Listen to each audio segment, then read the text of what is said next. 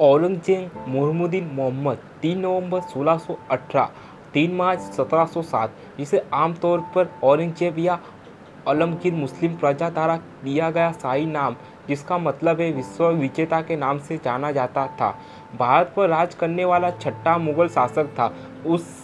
उसका शासन 1658 से लेकर 1707 में उनकी मृत्यु तक चला। औरंगजेब ने भारतीय उपमहाद्वीप पर लगभग आधी सदी राज किया। वह अकबर के बाद सबसे अधिक समय तक शासन करने वाला मुगल शासक था। औरंगजेब के शासन में मुगल साम्राज्य अपने विस्तार के शिखर पर पहुंचा। उसने अपने जीवन काल में दक्षिण भारत के कुछ राज्यों में प्राप्त विजयों के माध्यम से मुगल साम्राज्य को 12.5 लाख वर्ग मील में फैलाया। अपने जीवन काल में उसने पूरे दक्षिणी भारत में मुगल साम्राज्य का विस्तार करने का भरपूर प्रयास किया, और मराठा के बजाय पूरे भारत पर राज नहीं कर सका। उसके शासन के बाद मुगल साम्राज्य का सिकुड़ना आरंभ हो गया। औरंगजेब को सबसे विवादास्पद मुगल शासक माना जाता है, क्योंकि उन्होंने गैर मुसलमान के प्रति जजिया का जैसी भेदभावपूर्ण नीतियां लागू की, और उसने शासन में बड़ी संख्या में हिंदू मंदिरों को नष्ट कर दिया गया। औरंगजेब ने पूरे साम्राज्य पर शरीयत आधारित फतवा ए आलमगीरी लागू किया, और सिखों के गुरु तेग बहादुर को भी उनके आदेश का तहम मार दिया गया था।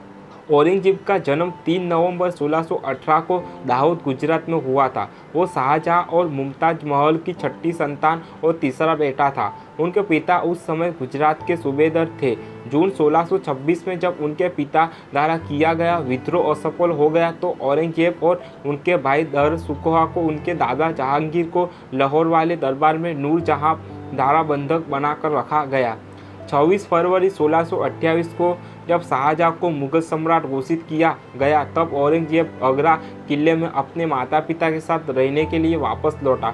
यहीं पर औरंगजेब ने अरबी और फारसी की औपचारिक शिक्षा प्राप्त की। मुगल पत्रों के अनुसार शाहजहां ने 1634 में शाहजादे औरंगजेब को दक्कन का सूबेदार नियुक्त किया। औरंगजेब खड़की हो गया, जिसका नाम बदलकर उसने औरंगजेब कर दिया। 1637 में उन्हें रबिया दुरानी से विवाह किया। इधर शाहजहां मुगल दरबार का कामकाज अपने बेटा दारा सिंह शिकोह को सौंपने लगा। 1644 में औरंगजेब की बहन एक दुर्घटना में जलकर मर गई। औरंगजेब इस घटना के 3 हफ्तों बाद आगरा आया, जिससे उनके पिता शाहजहां को उस पर बहुत क्रोध आया। उसने औरंगजेब को दक्कन के सूबेदार के पद से निलंबित कर दिया। औरंगजेब 7 महीनों तक दरबार नहीं आया। बाद में शाहजहां ने उसे गुजरात का सूबेदार बना दिया। औरंगजेब ने सुचारू रूप से शासन किया, और इसका परिणाम भी मिला। उसे बक्सर और बदख क्षेत्र का सूबेदार बना दिया गया। इसके बाद मुल्तान और सिंध का भी सूबेदार बनाया गया। इस दौरान ने फर्स के सफावियों से कंधर पर नियंत्रण कर लिया। लड़ते पर उन्हें प्रजात का अलावा और कुछ भी मिला तो वो था अपने माता पिता का उपेक्षा। 1652 में उन्हें दक्कन का सूबेदार पुनः बनाया गया। उन्हें गोलकोंडा और बीजापुर के विद्रोह लड़ाइयों की और निर्णायक क्षण पर शाहजहां से सेना वापस बुला ली। इससे औरंगजेब को बहुत ठेस पहुंची, क्योंकि शाहजहां उसे उनके भाई दारा शिकोह के कहने पर कर रहे थे। शाहजहां 1657 में ऐसे बीमार हुआ कि लोगों का उसका अंत निकट लग रहा था। ऐसे में दारा सिंह कोहा शाहजहां को और औरंगजेब के बीच में सत्ता को पाने का संघर्ष आरंभ हुआ। शाह शुजा, जिसने स्वयं को बंगाल का एक राज्य गोपाल घोषित कर दिया था, अपने बचाव के लिए बर्मा के अकरान क्षेत्र में शरण लेने पर विवश हो गया।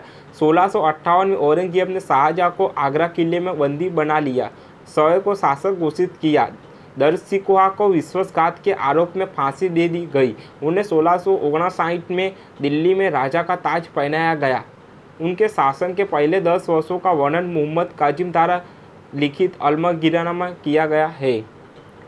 औरंगजेब ने मुस्लिम पर जंजियों कर पूर्ण से आरंभ करवासी, जिसे अकबर से समाप्त कर दिया था।